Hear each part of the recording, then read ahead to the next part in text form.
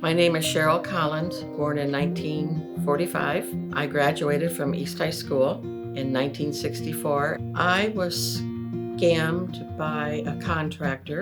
We were victims. He preyed upon us. And I did tell him I thought he was a thief. He had stolen from me and I was 72 years old. How was I going to regroup? I was devastated. James had our interest at heart.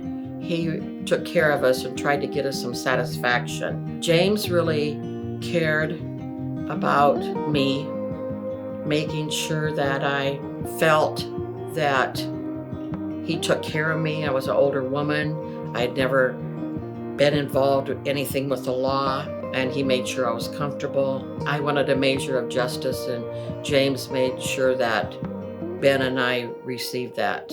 And we did get justice. I graduated from East High School in 1964, and I've been a beautician since 1965. I was scammed by a contractor. I had been watching him work for my neighbors. He seemed to know what he was about.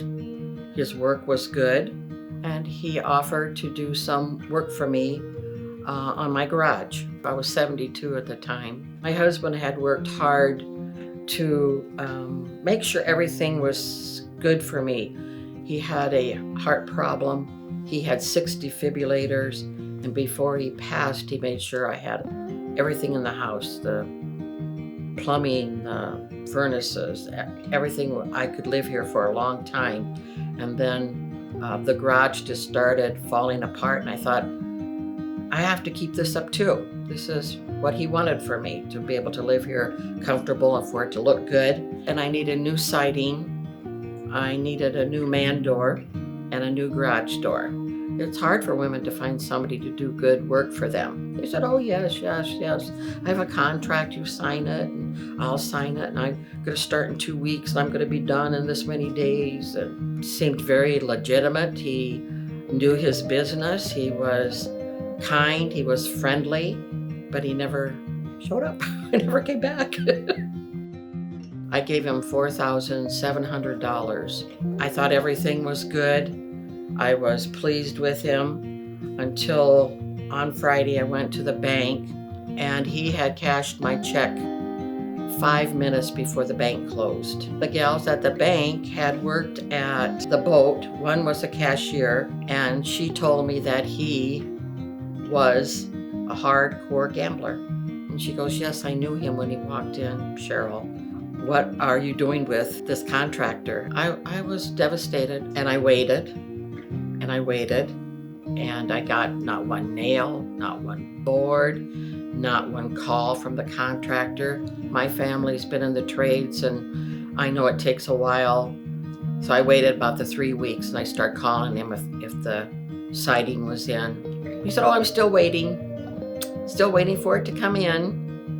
Wait another couple weeks, call him. Oh, I'm still waiting. There's some things in, but it's not all here. I'll get back to you when it comes in. Finally, I'd had enough, and I called and told him, I want my money. He got mad, and he told me, well, I'm up in South Dakota. I'm trying to get your money back. I became angry by that time, and I knew I needed help. I just knew I had to take steps to try to get my money back. I wasn't a man, I couldn't confront him. I didn't want to confront him. And in the process, I reached out to my neighbors, and they had told me about a friend they knew had also contracted, and he was having the same trouble.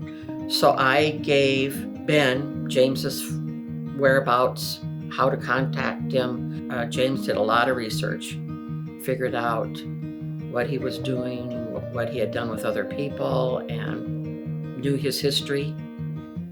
I appreciated that, really appreciated that. James set up a court date for us, but I remember James stood up, talked to the judge about it, didn't want the contractor to get by again without showing up. James kept us informed through the whole process. If we had questions, we could call James and he would answer our concerns. James had our interest at heart.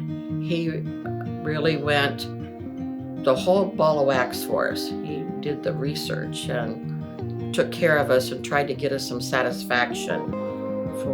We knew we weren't going to get money back, but we wanted to see him be held accountable for what he did. James really cared about me, making sure that I felt that he took care of me. I was an older woman. I'd never been involved with anything with the law, and he made sure I was comfortable. I wanted a measure of justice, and James made sure that Ben and I received that. And we did get justice. James helped us put behind bars, and we knew that we weren't going to get all our money back, but this was our way of getting his attention and letting him know that he could not keep hurting other people.